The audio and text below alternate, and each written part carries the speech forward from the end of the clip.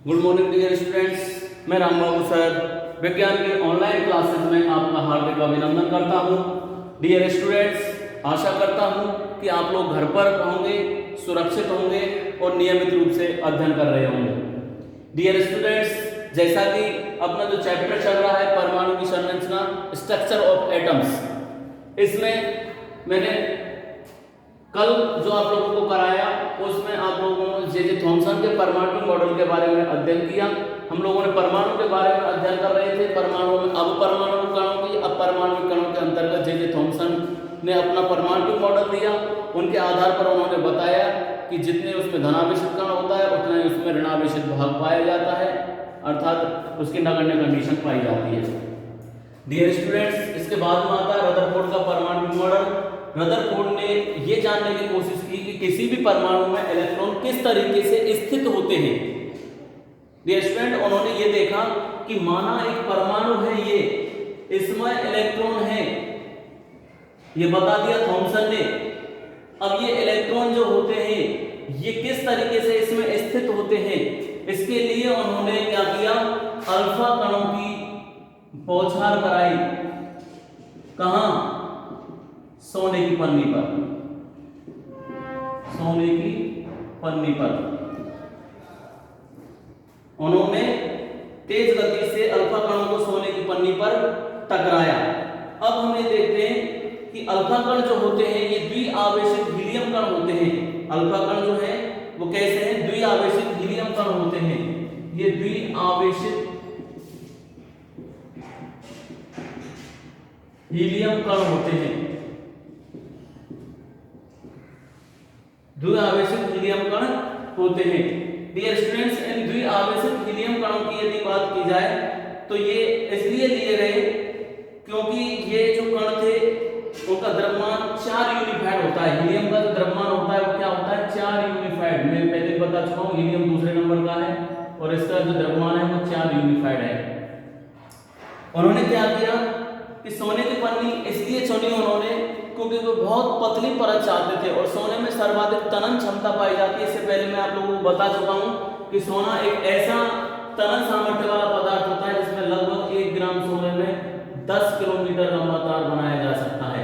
1 ग्राम सोने में 10 किलोमीटर लंबा तार बनाया जा सकता है। तो डियर स्टूडेंट्स, उन्होंने सोने की पन्नी चुनी और ये जो सोने की पन्नी थी वो 1000 परमाणुओं के बराबर मोटी थी। माना बहुत पतली पन्नी थी। उदाहरण के तौर पे कि ये एक पन्नी है, फॉइल है, इसको सोने की पन्नी मान लिया। इस सोने की पन्नी का जो रूप था, इस पर विभिन्न प्रकार के अल्फा कणों की उन्होंने बौछार कराई और बौछार के दौरान उन्होंने देखा कि अल्फा कण सोने के परमाणुओं में विद्यमान अपरमाणु कणों द्वारा विक्षेपित होंगे। इसके विक्षेप को उन्होंने, क्योंकि अल्फा कण प्रोटॉन से बहुत अधिक भारी थे, अल्फा कण जो थे वो प्रोटॉन से बहुत अधिक भारी थे,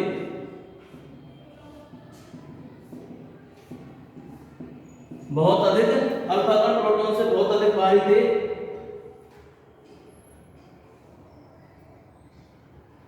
इसलिए उन्होंने इनके अधिक विक्षेपण की आशा नहीं की, अल्फा कणों की अधिक आशा नहीं की कि अधिक विक्षेपित होंगे। तो उन्होंने प्रयोग के लिए एक सोने की पतली पन्नी ली और सोने की पतली पन्नी लेकर उन्होंने क्या किया, उस पर इधर से टारगेशन के माध्यम से उस पर इस तरीके से बौछार कराना शुरू कर दिया। इस तरीके से जब इस पर बौछार कराई गई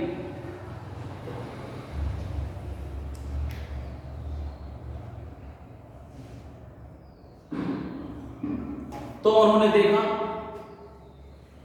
बौछार कराने के बाद में उन्होंने इससे परिणाम निकाला कि तेज गति से चल रहे अधिकांश कण सोने की पन्नी से सीधे निकल गए। जो तेज गति से थे वो ऐसे निकल गए सीधे, इस तरीके से।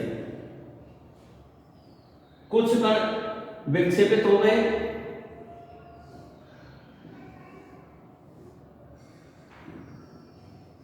इस तरीके से। तो यहां सोने की पन्नी पर से इनका क्या हो गया, विक्षेपण हो गया। तेज गति से चल रहे अधिकांश कण, अल्फा कण जो थे वो सोने की पन्नी से ऐसे आए, सीधे आए और टकरा करके बाहर की ओर निकल गए। कुछ कण जो थे वो हल्के से विक्षेपित हो गए, यानी कि ऐसे आए और हल्का सा ऐसे विक्षेप हो गया, यानी लगभग 30 डिग्री, 45 डिग्री, 50 डिग्री के कोण बनाते हुए, एंगल बनाते हुए बाहर की ओर निकल गए। कुछ अल्फा कण पन्नी के द्वारा बहुत छोटे कोण से विक्षेपित हुए। आश्चर्यजनक रूप से एक लगभग 12,000 कणों में से एक कण ऐसा था जो पन्नी से ऐसे टकराया 180 डिग्री से और वापस उसी माध्यम में लौट आया। लगभग 12,000 कणों में से एक कण ऐसा था जो 180 डिग्री पर जाकर के टकराया और टकराने के उपरांत वापस लौट आया।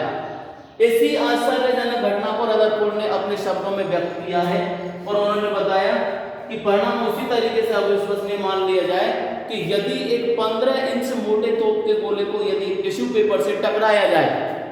डियर स्टूडेंट्स, उन्होंने इस घटना को अपने शब्दों में व्यक्त किया और कहा कि यदि एक 15 इंच मोटे तोप के गोले को एक टिश्यू पेपर से टकराया जाए तो वो टिश्यू पेपर से टकराकर चलाने वाले को आत्मघात कर बैठा हो। विश्वास नहीं होता इस चीज का, लेकिन और ऐसा संभव भी नहीं, लेकिन ये आश्चर्यजनक बात उन्होंने इस घटना के ऊपर कह दी जब उन्होंने देखा कि इतने कण गए, कुछ सीधे निकले, कुछ कोण से विक्षेपित हो गए, लेकिन लगभग 12,000 कणों में से एक कण ऐसा था जो 180 डिग्री पर टकराया और टकरा के वापस लौट आया। तो उन्होंने इस घटना को अपने शब्दों में व्यक्त कर दिया, जो अविश्वसनीय रूप होता है कि एक 15 इंच मोटा तोप का गोला, यानी इतना बड़ा तोप का गोला मान लें, इस तोप के गोले को आगे एक कागज का टुकड़ा है, इस कागज के टुकड़े पे या टिश्यू पेपर, एक कागज ही होता है एक तरीके का, उस पेपर पर टकराया और टकरा के बाद में इसको टकरा के और वापस जैसे यहां से जिसने चलाया हो उसी को मार बैठा हो। तो ये घटना आश्चर्यजनक घटनाएं होती है क्योंकि गोले की इतनी क्षमता होती है, टिश्यू पेपर क्या किसी भी पदार्थ को भेदन करने में सक्षम होता है, लेकिन यहाँ पर क्या हुआ कि वो इस टिश्यू पेपर से टकराकर लौट आया हुआ। अविस्मरणीय घटना मानी जाती है, आश्चर्यजनक घटना कही जाती है। अब इसके ऊपर उन्होंने अपने प्रयोग प्रदर्शित कर दिए कि इस कण का लौटने का जो मुख्य कारण है, वो कारण क्या है जो ये ऐसे टकराया और लौट के वापस आ गया। तो इसी को उन्होंने अपने शब्दों में इससे निष्कर्ष निकाला कि निष्कर्ष के रूप में उन्होंने ये बताया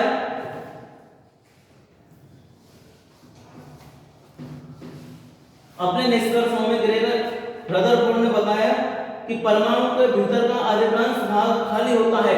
नंबर 1, परमाणु के भीतर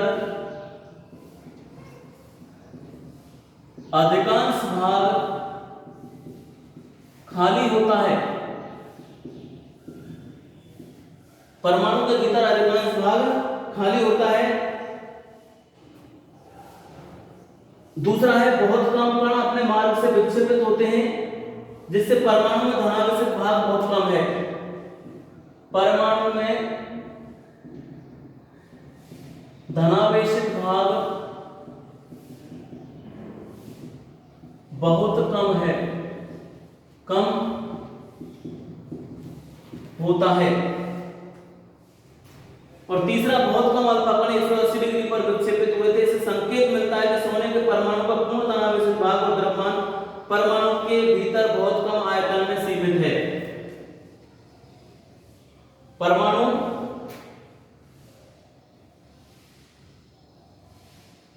का पूर्ण धनावेशित भाग और द्रव्यमान,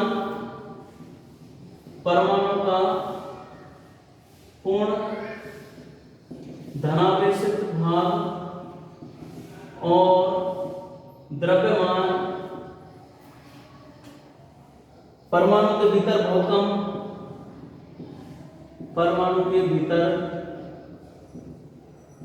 बहुत कम आयतन में सीमित है।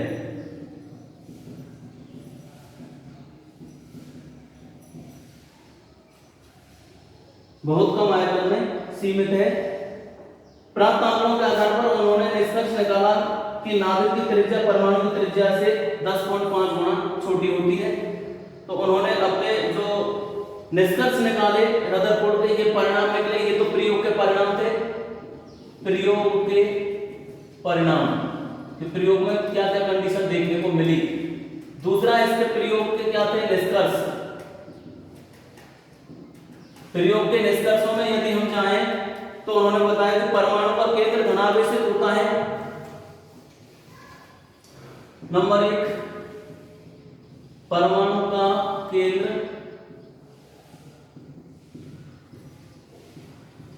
धनावेशित होता है। परमाणु का केंद्र धनावेशित होता है, जिसे नाभिक कहा जाता है, जिसे नाभिक कहा जाता है। और संपूर्ण द्रव्यमान नाभिक में होता है। वह संपूर्ण द्रव्यमान नाभिक में होता है। दूसरा जो इसका निष्कर्ष था, इलेक्ट्रॉन नाभिक के चारों ओर, इलेक्ट्रॉन नाभिक के चारों ओर वर्तुलाकार कक्षा में गति करते हैं, चक्कर लगाते हैं या गति करते हैं। नाभिक का आकार परमाणु के आकार की तुलना में, नाभिक का आकार परमाणु की तुलना में बहुत कम होता है। ये इन्होंने परिणाम निकाला अपने प्रयोग के आधार पर, फिर उसके निष्कर्ष निकाल के बताए कि निष्कर्षों में क्या कंडीशंस देखने को मिलती हैं। तो उन्होंने बताया कि प्रयोग के परिणाम में परमाणु के भीतर का अधिकांश भाग कैसा होता है डियर स्टूडेंट्स, खाली होता है। अधिकांश भाग खाली होता है, जिसके कारण अधिकतर जो अल्फा किरणें थी वो सीधी निकल गई। परमाणु में धनावेशित जो भाग होता है वो बहुत कम होता है, जिसके कारण विक्षेप हुआ। और तीसरा, परमाणु का पूर्ण धनावेशित भाग और द्रव्यमान जो होता है वो परमाणु के भीतर ही बहुत कम मात्रा में, बहुत कम भाग में, आयतन में सीमित होता है। फिर उसके निष्कर्षों में उन्होंने बताया कि परमाणु माना ये है, एक परमाणु है ये, परमाणु के केंद्र धनावेशित होता है, यानी कि इसका ये जो केंद्र है, सेंटर, ये क्या है, इसका धनावेशित है। परमाणु का केंद्र धनावेशित होता है, जिसको क्या कहते हैं हम, नाभिक कहते हैं, जिसको नाभिक कहा जाता है। संपूर्ण द्रव्यमान कहाँ स्थित होता है, इसी नाभिक में संपूर्ण द्रव्यमान होता है। संपूर्ण द्रव्यमान कहाँ स्थित होता है, नाभिक में।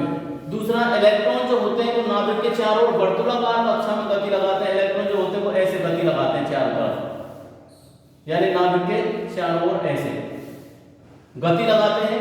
और नाभिक का आकार परमाणु की तुलना में कैसा होता है, बहुत कम होता है, बहुत छोटा होता है। पूरा परमाणु इतना बड़ा, तो इसका जो आकार दिया है वो नाभिक का, वो लगभग कितना होता है, पूरे परमाणु का अपेक्षा 10⁵ गुना छोटा। नाभिक का आकार, परमाणु की त्रिज्या, नाभिक की त्रिज्या परमाणु त्रिज्या से 10⁵ गुना छोटी होती है। तो नाभिक का आकार परमाणु की त्रिज्या से लगभग 10⁵ गुना छोटी पाई जाती है। इसके बाद में रदरफोर्ड के मॉडल की परमाणु कमी थी। उन्होंने बताया कि वर्तुलाकार कक्षा में यदि इलेक्ट्रॉन चक्कर लगा रहा है, इलेक्ट्रॉन स्थायी रूप से संभव नहीं है, तो आवेशित कण गोलाकार कक्षा में क्या होगा, त्वरित हो जाता है, फैल जाता है। तो त्वरण के दौरान जो होता है, आवेशित कणों में ऊर्जा का क्या होता है, विकिरण होता है। ये कण जो होगा तो ऊर्जा क्या होगी, इसकी फैलेगी। डियर स्टूडेंट, ये इसकी कमी थी। इस प्रकार स्थायी कक्ष में घूमता हुआ इलेक्ट्रॉन अपनी ऊर्जा विकिरित करेगा, नाभिक से टकरा जाएगा। ऐसे घूमता हुआ आएगा, तो यहाँ से ऐसे घूमता हुआ इस तरीके से आया और लास्ट में कहाँ गया, नाभिक से टकरा जाएगा। अगर ऐसा होता है तो परमाणु अस्थिर होता है, जबकि हम जानते हैं कि परमाणु कैसा होता है डियर स्टूडेंट, स्थायी होता है। इसी को प्रयोग को यदि मैं एक और दैनिक क्रियाकलाप के माध्यम से समझाने का यदि डियर स्टूडेंट्स में प्रयास करता हूँ, तो उसमें भी हम लोग देखते हैं कि एक ऐसी कंडीशंस देखने को मिलती है। तो यदि किसी भी यौगिक की अगर हम कंडीशन करें या बात करें किसी भी प्रकार से, तो उस स्थान पर हम देखते हैं कि माना एक व्यक्ति से कह दिया जाए कि सामने एक दीवार है और उस दीवार पर आपको पत्थर फेंकने हैं, तो वो पत्थर फेंक रहा है और आवाज आ रही है। हम लोगों को पता है कि वो टकरा रहा है पत्थर और आवाज आई, लेकिन इनके प्रयोग की कंडीशन क्या थी। इन्होंने, अगर मैं इसको कह दूं कि एक खेत है जिसके चारों तरफ तारों की दीवार बनी हुई है, तार खींचे हुए हैं, और आंखों पर किसी की भी पट्टी बांध दी जाए और ये कह दिया जाए कि अब तो इनका निशाना लगा, तो वो निशाना लगाते समय कंडीशंस क्या होगी, फैलते चले जा रहे हैं। उनमें से ज्यादातर कैसे होंगे, तार से नहीं टकराएगा, लेकिन कुछ एक आध ऐसा होगा जो तार से टकराया और वो विक्षेपित हो गया। तो क्यों टकराया? क्योंकि किसी वस्तु से टकराया, किसी द्रव्यमान से टकराया, इसलिए वो विक्षेप उत्पन्न हुआ है।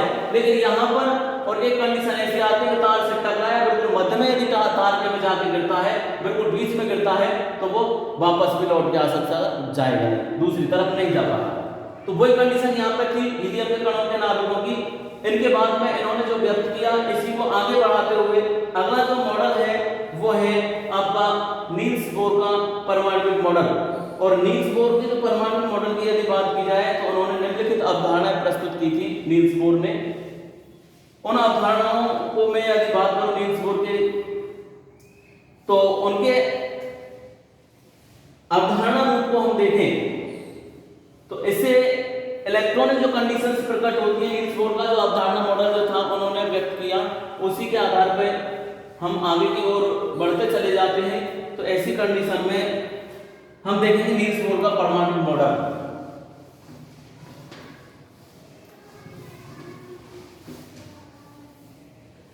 नील्स बोर ने जो अवधारणाएं प्रस्तुत की, आपत्तियों को रदरफोर्ड के मॉडल की उठी हुई आपत्तियों को दूर करने के लिए नील्स बोर ने अपनी अवधारणाएं प्रस्तुत की। और इन अवधारणा को प्रस्तुत करते हुए नील्स बोर ने अपना बताया कि इलेक्ट्रॉन केवल कुछ निश्चित कक्षाओं में चक्कर लगा सकते हैं। नील्स बोर नंबर 1, इलेक्ट्रॉन कुछ निश्चित कक्षाओं में ही चक्कर लगा सकते हैं, चक्कर लगा सकते हैं।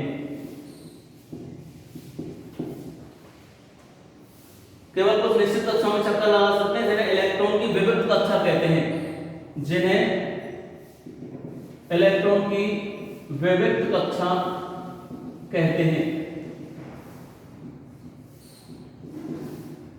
दूसरा, इसी में उन्होंने अपनी अवधारणा व्यक्त की कि जब इलेक्ट्रॉन इस विविक्त कक्षा में चक्कर लगाता है तो उनकी ऊर्जा का विकिरण नहीं होता।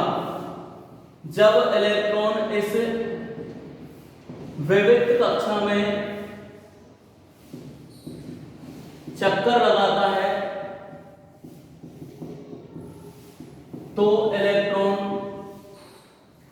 उनकी ऊर्जा का विकिरण नहीं होता, तो उनकी ऊर्जा का विकिरण नहीं होता।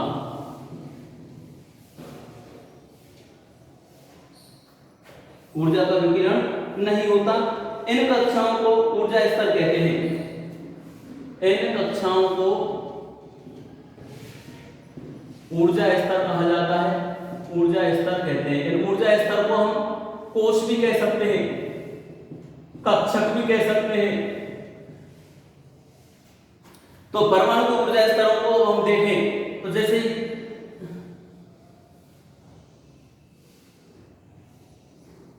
इस तरीके से, ये क्या है, इसमें नाभिक,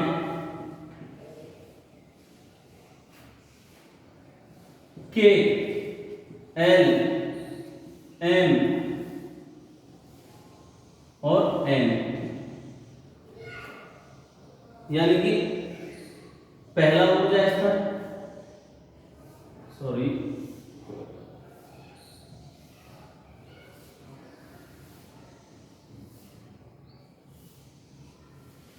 यहां से देख लीजिए, के, एल, एम और एन।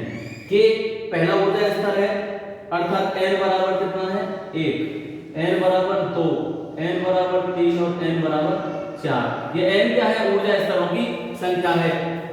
के पहला, एन 1 ऊर्जा स्तर, 2 ऊर्जा स्तर, 3 ऊर्जा स्तर, 4 ऊर्जा स्तर, और बीच में क्या है, इनके में नाभिक है। ये कक्षाएं के एल एम कक्षाओं के द्वारा दिखाई गई हैं। इन कक्षाओं का ऊर्जा स्तरों को के एल एम के माध्यम से हम देख सकते हैं।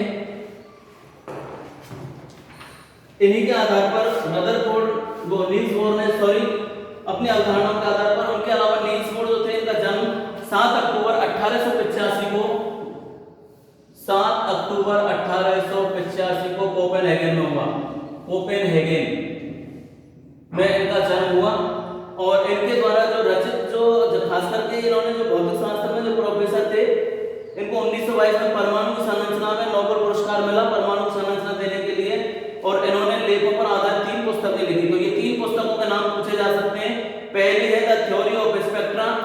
नंबर 1 है द थ्योरी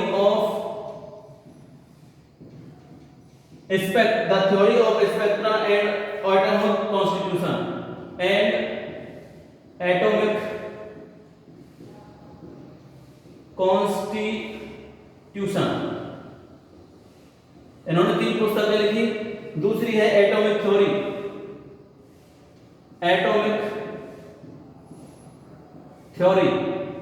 और तीसरी है dear students the description of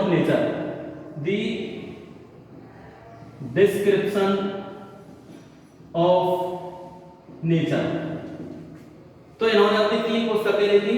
इन तीनों को the theory of spectra and atomic constitution, atomic theory, the description of nature, इन तीनों पुस्तकों को इन्होंने लिखा।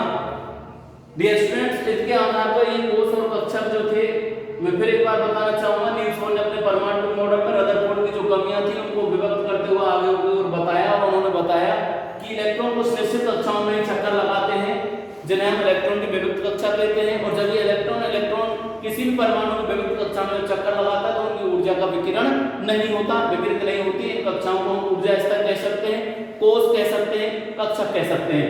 इनको हम KLMN और 1 2 3 4 के माध्यम से भी समझ सकते हैं। बात आती है नील्स बोर के जीवन के बारे में, तो नील्स बोर का जो जन्म था वो कोपेनहेगन में 7 अक्टूबर 1885 को हुआ।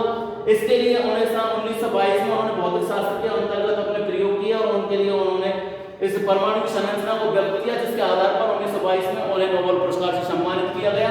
इनके द्वारा परमाणु रूप को व्यक्त करते हुए इनको जो लेखन जो थे, इनकी मुख्य पुस्तकें थी, उनमें 3 पुस्तकों का नाम आता है the theory of spectra and atomic constitution, दूसरा एटॉमिक थ्योरी और तीसरा द डिस्क्रिप्शन ऑफ नेचर।